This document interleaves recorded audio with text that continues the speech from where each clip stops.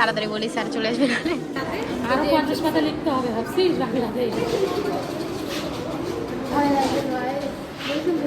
আর বাড়িতে তো করে না, কলেজে আসে।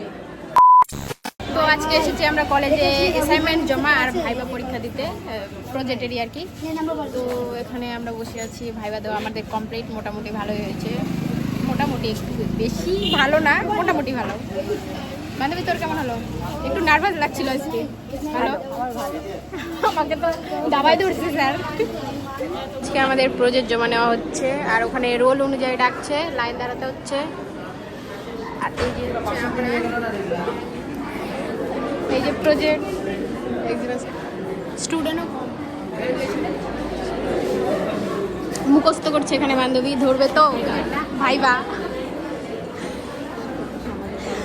স্টাইল দেখো মুখস্থ করার, বাড়িতে আমরা হচ্ছে ইনস্ট্যান্ট এনার্জি। হ্যাঁ একদম। তো লেখা বাড়িতে পড়তেই পারিনি, লিখতে লিখতেই রাত জেগে টাইম শেষ, তাই এখানে এসে মুখস্থ করছি। ইনস্ট্যান্ট আমার এনার্জি। বান্ধবী না খেয়ে দিয়ে সারা রাত জেগে আজকে মানে কালকে রাতে আরো 50 পাতা লিখতে হবে। কি বান্ধবী এখানে পড়াশোনা করছে, বাড়িতে করে না না। আর এখানে দাঁড়ায় আছে, কেমন রে জিবা বলিস কেন? ভিডিও হচ্ছে না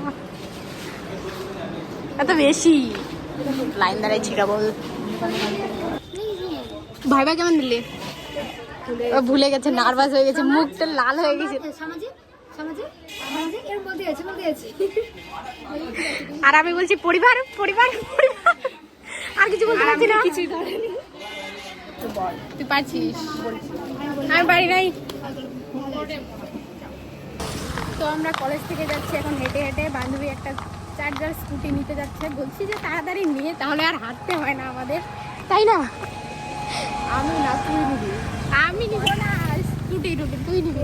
তো হেঁটে হেঁটে যাচ্ছি, সামনে বান্ধবী, আরও সামনে আছে দুটা, এটা, তারপর আমরা দুজন, টোটালি 6 জন। আর বাদ বাকিগুলো আগে চলে গেছে, মানে কলেজে আর থাকা যাবে না, ওদের কাজ শেষ হলে সব কিছুই শেষ।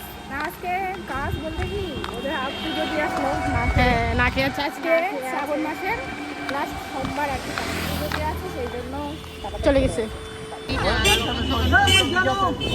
তো পরীক্ষার এক্সাম শেষ করে চলে আসলাম বাড়ি। আর তো চলো আজকের ব্লগ এটুকুই, টাটা।